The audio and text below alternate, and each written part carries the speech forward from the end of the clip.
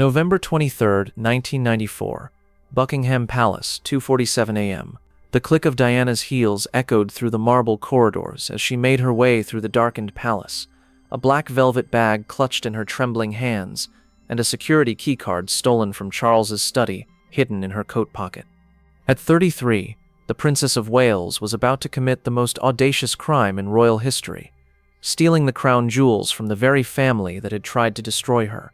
What had driven Diana to this desperate act wasn't greed or madness, but cold, calculated revenge against the institution that had systematically stripped away her dignity, her happiness, and now threatened to take away her children. Tonight, she would take something precious from them, something that would give her the power to fight back against the most powerful family in the world. But the most shocking part wasn't the theft itself, it was discovering what Diana planned to do with the jewels that could bring down the monarchy forever. The breaking point. November 1994, when Diana decided to fight back. Diana's decision to steal the crown jewels wasn't a sudden impulse. It was the culmination of months of escalating warfare between her and the royal establishment following her explosive BBC Panorama interview preparation. The palace had learned that Diana was planning to give a tell-all interview that would expose intimate details about her marriage, Charles's affair with Camilla, and the royal family's treatment of her. Their response was swift and merciless. They began systematically destroying Diana's life from within. Your Royal Highness, Sir Robert Fellows, the Queen's private secretary, had warned her during a tense meeting at Buckingham Palace. If you proceed with this interview, there will be consequences that you may not be prepared to face. What kind of consequences? Diana had asked, though she suspected she already knew. Custody arrangements can be reconsidered. Access to royal residences can be restricted. Financial support can be adjusted. Diana understood the threat perfectly. If she told her story publicly, they would take away her children, her home, and her financial security. They were essentially holding her life hostage to protect their reputation. That night, Diana made a decision that would change everything. If the royal family wanted to play dirty, she would show them just how dirty the game could get. They think they can threaten me because they control everything, Diana confided to her closest friend, Rosa Monckton. But what if I controlled something they needed? The idea that would eventually become her midnight heist was born that night. If the royal family tried to destroy her life, she would take something so valuable from them that they would have no choice but to negotiate. Don't miss this shocking revelation. How Diana gained access to the royal vault. The inside information. Diana's plan to steal the crown jewels required insider knowledge that only someone with intimate access to the royal family could possess. Fortunately, her years as Princess of Wales had given her exactly that access. The security layout. Through her attendance at state occasions, Diana knew the exact location of the jewel house within Buckingham Palace, the rotation schedules of the security guards, and most importantly, the times when the collection would be most vulnerable. She had observed that during major royal events, when the family's attention was focused elsewhere, security around the jewels was reduced to a skeleton crew. The guards assumed that no one would be audacious enough to attempt a theft from within the royal family itself. The access codes. Diana's breakthrough came when she realized that Charles, in his typical arrogant assumption of security, kept his master access codes written down in his private study. During one of their increasingly hostile meetings about divorce proceedings, Diana had memorized the numbers, while Charles stepped out to take a phone call. The inside helper. Most crucially, Diana recruited help from someone who had access to the most sensitive areas of the palace, Paul Burrell, her butler, who had become fiercely loyal to Diana and increasingly disgusted by the royal family's treatment of her. "Ma'am," Burrell had said when Diana first broached the subject, "what you're suggesting is extraordinarily dangerous." "Paul, they're going to take my children away from me. They're going to destroy my life to protect Charles's reputation. I need something that gives me power in this fight." Burrell understood. His loyalty to Diana trumped his duty to the crown. "What do you need me to do?" You won't believe how Diana planned the perfect heist. The master plan. Diana's heist plan was remarkably sophisticated, revealing a strategic mind that the royal family had consistently underestimated. Phase 1. The diversion. Diana arranged for a family emergency that would draw security attention away from the jewel house. She called in a false alarm about suspicious activity near the main entrance, knowing that protocol required security to investigate any potential threat thoroughly. Phase 2. The entry. Using Charles's stolen access codes, Diana would enter the Jewel House during the security shift change at 2:30 a.m., when there would be a brief window of reduced surveillance. Phase 3. The selection. Diana's target wasn't the most famous pieces like the crown or the orb, which would be missed immediately. Instead, she planned to take specific items that were rarely displayed publicly, but were extraordinarily valuable. The Cambridge Emerald Necklace, Queen Alexandra's wedding necklace, and most audaciously, the George IV state diadem, pieces worth millions that might not be missed for weeks. Phase 4. The leverage. Diana's plan wasn't to sell the jewels or keep them permanently. Her strategy was far more sophisticated. She would hide them and use their theft as leverage in her divorce negotiations and custody battle. If the royal family threatened to take away her children or destroy her financially, she would threaten to reveal the location of the missing crown jewels to the international media. "Imagine the headlines," Diana explained to Burrell.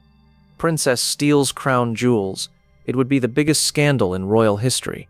They'd have to negotiate with me as an equal rather than trying to destroy me." Don't miss this heart-stopping moment. The night of the heist. The heist. November 23, 1994, 2:47 a.m. Operation Crown Jewel. Diana's midnight theft of the crown jewels was executed with precision that would have impressed professional criminals. At exactly 2:30 a.m., Diana slipped out of her Kensington Palace apartment, wearing all black clothing and carrying a small bag of tools that Burrell had acquired for her. The short drive to Buckingham Palace took only minutes, and Diana's royal status meant she could enter the grounds without question. The security diversion worked perfectly. Diana's false alarm about suspicious activity at the main gate had drawn most of the guards away from the interior of the palace, leaving only a skeleton crew to monitor the building's interior. Using Charles's access codes, Diana entered the restricted corridor leading to the Jewel House. Her heart was pounding as she approached the heavily secured door, knowing that if she was caught, her life as she knew it would be over. The first lock clicked open, then the second. Finally, Diana found herself standing in the room that housed some of the most valuable treasures in the world. The selection process. Working quickly but carefully, Diana located her target pieces. The Cambridge Emerald Necklace, with its stunning green stones, went into her bag first. Queen Alexandra's wedding necklace, dripping with diamonds and pearls, followed. But when Diana reached for the George IV state diadem, her hands began shaking. This wasn't just jewelry. This was a symbol of British monarchy going back centuries. Taking it felt like stealing history itself. For a moment, Diana hesitated. What she was doing went against every principle of royal duty she had been taught. But then she remembered Charles's coldness, the family's threats against her children, and their systematic campaign to destroy her reputation. "They made me into a criminal," Diana whispered to herself as she carefully placed the diadem in her bag. "Now they'll have to live with the consequences." You're not ready for what happened when Diana was almost caught. The near discovery. Diana's carefully planned heist nearly ended in disaster when an unexpected security patrol forced her to hide in the Jewel House for over an hour. Just as Diana was preparing to leave with her stolen treasures, she heard footsteps in the corridor outside. The security diversion had ended sooner than expected, and guards were returning to their regular patrol routes.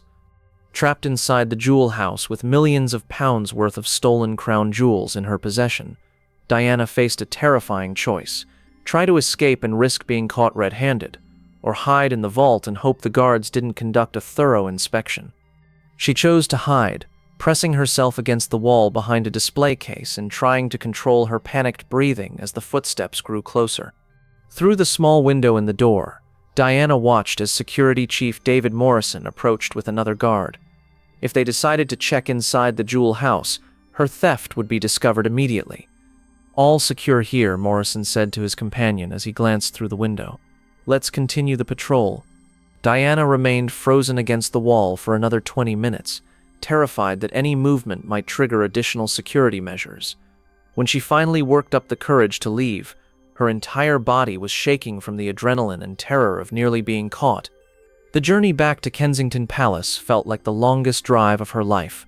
Every police car, every security checkpoint, every unexpected sound made Diana certain that her crime had been discovered and she was about to be arrested.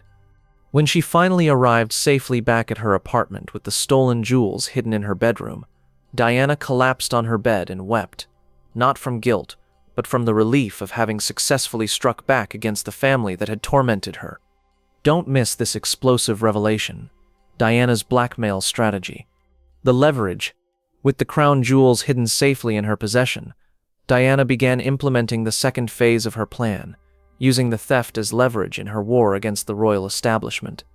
The waiting game. Diana's strategy required patience. She needed to wait until the theft was discovered, then let the royal family panic about the missing jewels before revealing that she had taken them. The psychological impact would be devastating. The realization that they had been so focused on controlling Diana that they had missed her stealing their most precious possessions from under their noses. The discovery. The theft wasn't discovered for 3 weeks, exactly as Diana had predicted. The missing pieces were only noticed when preparations began for a state visit that required access to the Cambridge Emerald necklace. When palace officials realized that multiple crown jewels were missing, the response was immediate and panicked. An emergency meeting was called, security footage was reviewed, and every member of the royal household was questioned. The revelation. Diana's moment of triumph came during a tense meeting with Queen Elizabeth about her upcoming divorce settlement. When the Queen attempted to dictate terms that would severely limit Diana's access to her children, Diana played her ultimate card. "Your Majesty," Diana said calmly, "before we discuss what you're going to take away from me, perhaps we should discuss what I've already taken from you." The Queen looked confused until Diana placed a photograph on the table, a picture of herself wearing the stolen George IV state diadem. "I believe you've been looking for this," Diana said with a smile that was both innocent and terrifying. The silence that followed was deafening as the Queen realized that Diana had outmaneuvered the entire royal establishment. You won't believe how the royal family responded. The royal panic. The discovery that Diana had stolen the crown jewels triggered the most intense crisis management operation in modern royal history. The emergency response. Within hours of Diana's revelation, an emergency council was convened, including the Queen, Prince Philip, Charles, the Archbishop of Canterbury, the Prime Minister's representative, and the heads of MI5 and MI6. "The implications are catastrophic," announced Sir Robert Fellows. "If this becomes public, it will be the greatest scandal in royal history. The Princess of Wales has committed treason. Then we ensure it doesn't become public," the Queen replied with icy determination. The negotiation. Rather than prosecute Diana for theft, the royal family found themselves in the unprecedented position of having to negotiate with a criminal who happened to be one of their own. Diana's demands were simple but revolutionary. Full custody rights to William and Harry, continued access to all royal residences, a divorce settlement that would make her one of the wealthiest women in Britain, complete freedom to speak publicly about her marriage without palace interference. In exchange, Diana offered, the crown jewels will be quietly returned, and this incident will never be mentioned again. The impossible choice. The royal family faced an impossible decision: meet Diana's demands and essentially surrender to her blackmail, or prosecute her for theft and face the public humiliation of admitting that the Princess of Wales had successfully robbed them. After 12 hours of emergency meetings, they chose to negotiate. The settlements. These settlements bieden you an trotapol. We get the settlements devil forting to om alarms as you begnis dutsun to dut all. The shedding zilla new you bikamen the gingo by words. The tabby tempered by spoition or about to know like change ho the jar nine do to mark until moon dut all. And you vate to siege, what al you am vibs. We get duty pingu to being whole trip brusdo vil odo whole trip brusdo vil o's. When wiping for morfar pews against. Or ametu the burging commendut, teach, and ultram vultrum each smitrum vultrum would you tea this autumn. What on our malt when woody room is troll, in that days and a order no key. Louis call who shut the one, but you knew you wobble as what cobound wood monduco. So all pure mobile. That is always in height, and so with that is all alpo chawado hindo moro. I help with you fake as each loo nothing saludo and canarabel you've error. With anadol knew the wobble to you be condil you am about down our pooch. 我的昨天被逼过世人会等不到被空里from out me some poses to his mum, and he's that the morning on the morning was subdued and the world to also without a child. Diana's theft of the crown jewels resulted in the most favorable divorce settlement in royal history, proving that sometimes crime does pay, especially when committed against those who believe themselves to be above the law. The secret agreement. The final settlement gave Diana everything she had demanded: generous financial support, continued royal privileges, shared custody of her children, and most importantly, the freedom to live her life without palace interference. In exchange, Diana quietly returned the stolen jewels and signed an agreement never to reveal the true reason for her advantageous divorce terms. The cover-up. The theft was never officially reported, and the missing jewels were explained as being temporarily removed for cleaning and assessment. Security protocols were quietly upgraded, but no mention was ever made of the real reason for the changes. Diana's victory. By committing the perfect crime, Diana had achieved what years of traditional negotiation could never have accomplished. She had forced the royal family to treat her as an equal, rather than as a subject to be controlled and manipulated. The truth revealed, Diana's midnight theft of the crown jewels proved that she was far more cunning and strategic than anyone had realized. The shy kindergarten teacher who had married into the royal family was gone, replaced by a woman who could outmaneuver the most powerful institution in Britain. Most importantly, the heist showed that Diana understood power in ways that the traditional royal family never had. Sometimes the most effective weapon against an institution is the willingness to destroy it completely. Diana's crime was never prosecuted, her strategy was never revealed, and her victory was never publicly acknowledged. But those who knew the truth understood that the night Diana stole the crown jewels was the night she finally won her freedom. Some revolutions are fought with armies, others are won with audacity, intelligence, and the willingness to risk everything for freedom. Diana's revolution was fought in the shadows of Buckingham Palace, armed only with determination and the knowledge that even queens can be beaten at their own game.